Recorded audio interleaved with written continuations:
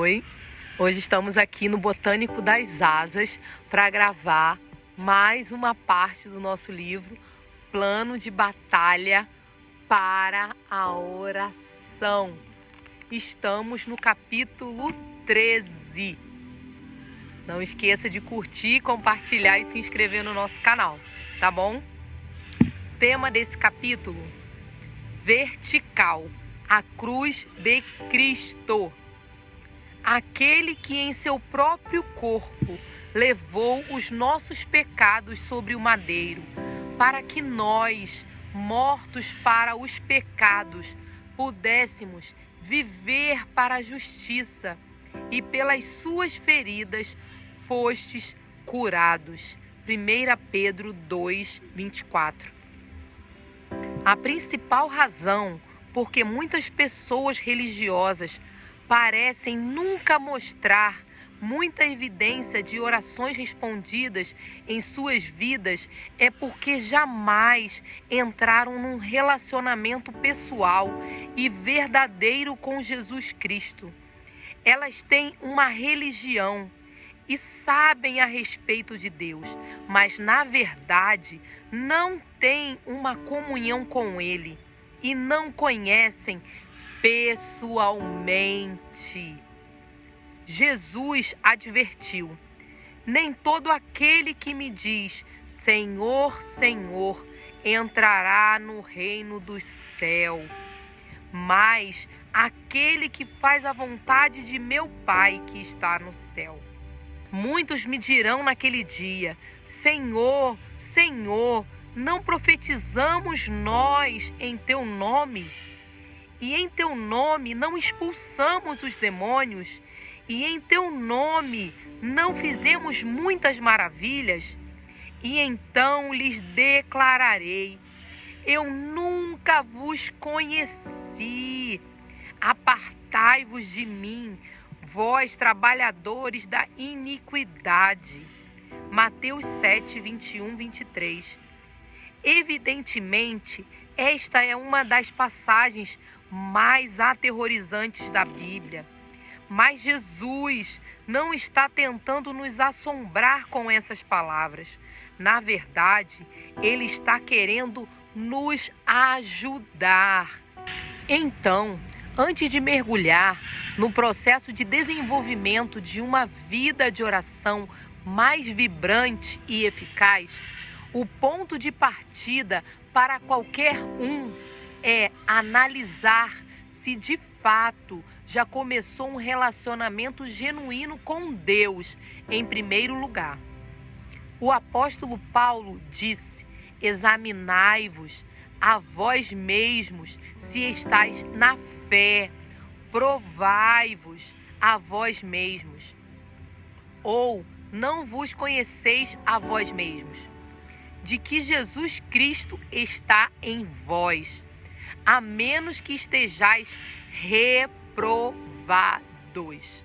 2 Coríntios 13:5. Se você pensa que vai para o céu simplesmente porque você é uma boa pessoa, porque você se casou na igreja, porque você fez uma oração, porque você foi consagrado ou batizado, porque é membro de uma igreja e agora trabalha ativamente como voluntário, você deveria estar muito preocupado. Apesar de tudo isso ser digno de elogio, nada disso pode salvar você. Observe como você é a única pessoa mencionada em cada uma dessas situações, e não Deus. Os escribas e fariseus também faziam coisas assim, mas eles não conheciam a Deus. Foi por isso que ele os advertiu repetidamente que seriam condenados no julgamento final, apesar de suas autogarantias de que estavam agindo certo. Mateus 23, 13-33. Independentemente de suas preferências denominacionais, um relacionamento com Deus deve começar com arrependimento e fé na cruz de Jesus Cristo. Sim, isso pode parecer um tanto restrito para alguns, mas há razões significativas para as Escrituras apontar apenas Jesus como sendo o Messias enviado por Deus para resgatar as pessoas do pecado para Deus, para um relacionamento de amor com um Deus perfeito. Deus é quem estabelece os requisitos do relacionamento com Ele, a respeito da oração a Ele e da eternidade com Ele, e não as pessoas. Nós somos presunçosos e tolos quando pensamos que podemos decidir essas coisas por nós mesmos. Tal situação assemelha-se às crianças em um playground, discutindo uns com os outros as regras, as normas e os requisitos de sua educação. Eles não têm a compreensão ou autoridade para decidir essas questões. Deus nos criou, nos conhece e possui toda a autoridade no céu e na terra. Seus caminhos são muito mais elevados do que os nossos caminhos. Portanto, a verdadeira questão não é o que eu acho que Deus deveria fazer, mas sim o que Ele decidiu fazer. Isto inclui a moralidade, o julgamento, a salvação e, para os nossos próprios propósitos, a oração. Nós não ditamos para Deus as regras do nosso relacionamento com Ele, ou a forma como vamos agradá-lo, como vamos abordá-lo em oração, ou ainda quando as nossas orações deverão ser respondidas. Devemos entender que, quando Jesus disse: "Eu sou o caminho, a verdade e a vida, ninguém vem ao Pai a não ser por mim." João 14:6. Ele não estava sendo arrogante, ele estava sendo verdadeiro. Para ser capaz de levar a mão de Deus até a mão do homem e juntá-las, seria preciso ser celestial e terreno, santo e humano, e Jesus o era. Paulo disse: "Porque há um só Deus e um só mediador entre Deus e os homens, o homem Jesus Cristo, o qual se entregou a si mesmo como resgate por todos, para servir de testemunho a seu tempo." 1 Timóteo 2, 5 e 6.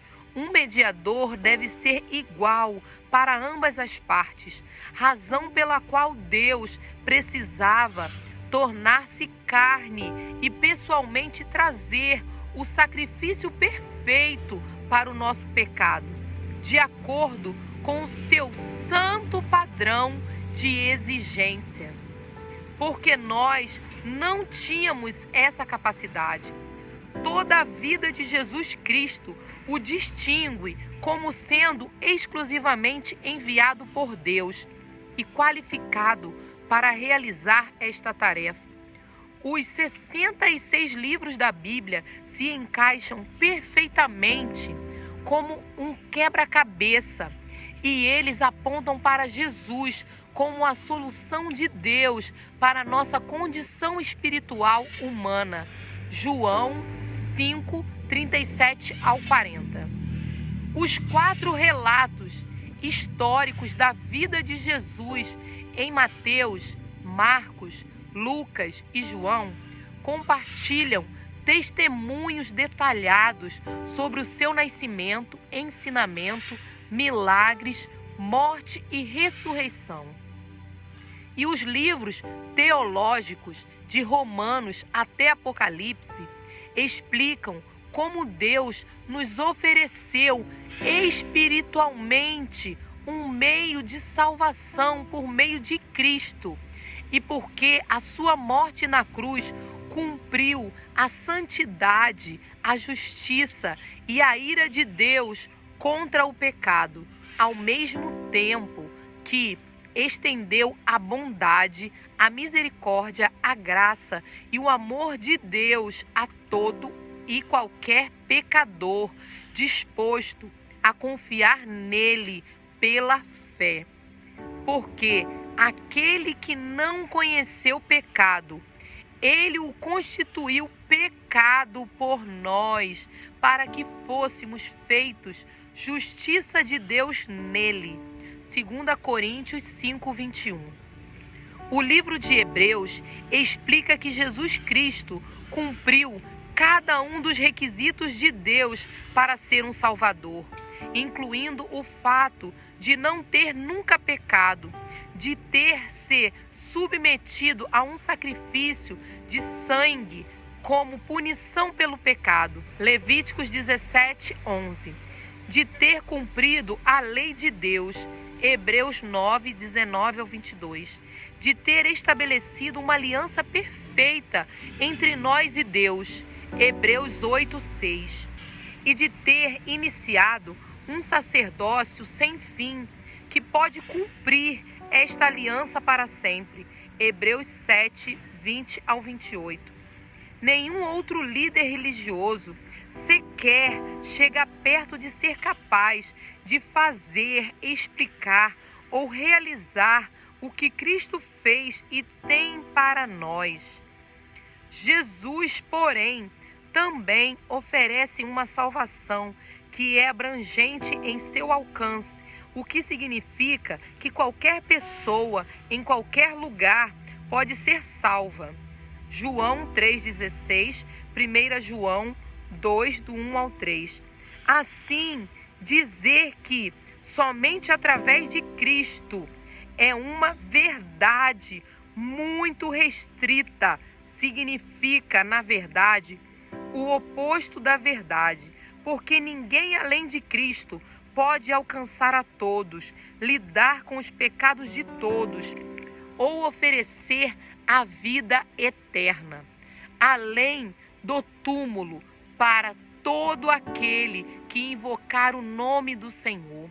Romanos 10:13. Além do mais, a salvação que vem pela graça através da fé separa o cristianismo de qualquer outra religião do mundo. Deus nos oferece o perdão e a vida eterna como um dom gratuito. Romanos 6:23, Efésios 2, do 8 ao 9.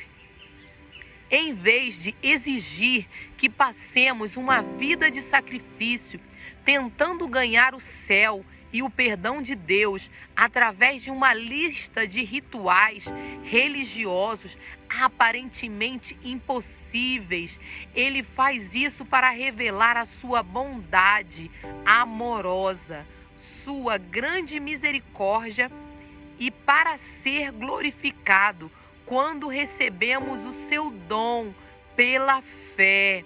Como diz a Escritura, não pelas obras de justiça que houvéssemos feito, mas segundo a sua misericórdia, nos salvou pela lavagem da regeneração e da renovação do Espírito Santo, que abundantemente Ele derramou sobre nós por Jesus Cristo, nosso Salvador, para que, sendo justificados por sua graça, sejamos feitos herdeiros, segundo a esperança da vida eterna.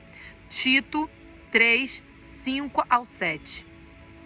Com isto em mente, é importante ter certeza de que estamos submissos ao plano de Deus e de que somos salvos através de Jesus e não através de nossos próprios meios. Jesus disse: na verdade, eu te digo, se um homem não nascer de novo, ele não pode ver o reino de Deus. João 3:3. A salvação vem do Senhor e não do homem. É uma transformação espiritual que Deus faz dentro do coração e da vida de uma pessoa. Nenhum indivíduo ou igreja pode fabricar essa transformação, mas Deus o faz quando nos arrependemos e confiamos em Cristo somente pela fé. A sua palavra diz: se confessares com a tua boca ao Senhor Jesus e creres em teu coração que Deus o ressuscitou dentre os mortos, tu serás salvo. Porque com o coração o homem crê para a justiça e com a boca faz confissão para a salvação. Romanos 10, do 9 ao 10. E você, o que ou em quem você anda confiando? Em você mesmo, em sua igreja, em sua bondade, em sua educação ou em Jesus? Você verdadeiramente nasceu de novo, como Jesus disse que deveria? A eternidade é muito longa para não ter certeza sobre o seu destino final. O livro de 1 João nos dá 7 indicadores de salvação que nos ajudam a determinar se realmente conhecemos a Deus. Nós desafiamos você a testar-se usando as orientações bíblicas que aparecem no final deste capítulo. Quando acabar de lê-las, pergunte-se se esses frutos da verdadeira salvação fazem parte da sua vida atualmente. Se você descobriu que verdadeiramente não conhece a Deus através de Cristo, então nós o convidamos agora a arrepender-se de seus pecados, arrepender-se de confiar em si mesmo e colocar a sua fé agora em posição de rendição a Jesus Cristo, confiando apenas na sua cruz para a salvação. Nós incluímos uma oração dirigida na página 230, se este for o desejo do seu coração. O que nós acabamos de discutir é o primeiro passo no cumprimento da finalidade deste livro. Se você se arrependeu e confiou em Cristo Jesus como seu Senhor e Salvador, este é o fundamento para uma vida vitoriosa de oração. A Bíblia diz que Deus é o seu Pai Celeste. João 1, 2. Você é o seu Filho amado. Efésios 1, 5 e 6. O seu Espírito Santo entrou no seu coração. Efésios 1, 13 e 14. Você foi resgatado e purificado pelo sangue de Jesus. Efésios 1, 7. E agora você tem acesso à liberdade para se aproximar de Deus com ousadia na oração. Efésios 3:12. Isso é o que conhecer a Cristo faz por nós, para não mencionar uma incrível abertura de uma linha de comunicação com Deus através da oração. Além disso, aprender a crescer na intimidade, na fé e na proximidade com Deus serão os próximos passos de uma construção em cima desta fundação. Pai Celestial, venho a Ti pela fé em Jesus Cristo, Seu Filho, e através do Teu sangue derramado na cruz como o único pagamento pelos meus pecados. Eu confesso que sou um pecador e que eu acredito que Jesus Cristo morreu por mim e ressuscitou, provando que Ele é o Filho de Deus. Eu reconheço minha fé em Ti e confesso agora Jesus como meu Senhor e Salvador para sempre. Eu agradeço, pois me alcançaste com Teu amor e proporcionaste uma maneira de as pessoas passarem a conhecer-te, serem perdoadas e passarem a eternidade contigo. Ajuda-me a viver a minha identidade em Cristo e humildemente andar em obediência e amor à Tua liderança e ordem. Ajuda-me a tirar o máximo proveito do acesso que recebi através de Cristo para me aproximar de Ti diariamente em oração. Em nome de Jesus eu oro. Amém.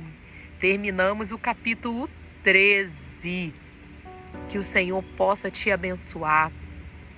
Que o Senhor possa te dar sabedoria. Que o Senhor possa a cada dia mais te orientar o que Ele quer para você. E que você possa entender o que o Senhor quer para você. Ele quer te levar para o céu. Se você ainda não aceitou o Senhor, aceite ao Senhor como o único Salvador da sua vida. Porque Ele é o único que pode nos perdoar e nos levar para o céu. Tá bom? Vamos orar para agradecer. Se você ainda não curtiu, curte lá o nosso vídeo, tá bom? Senhor, muito obrigada. Obrigada por essa leitura. Obrigada, Senhor, porque entendemos, Pai, que o único que pode nos levar até Ti é o sangue de Jesus. O Senhor derramou o seu sangue por nós. Obrigada, Senhor, porque não merecemos o Teu favor, a Tua bondade para conosco, mas o Senhor tem sido bom. Independente de termos passado ou estarmos passando por alguma dificuldade, sabemos que o Senhor está ao nosso lado, nos orientando, nos direcionando. Esteja conosco, Pai, em todos os momentos. Em nome de Jesus. Amém. Amém. Tchau. Até o próximo capítulo. Beijos.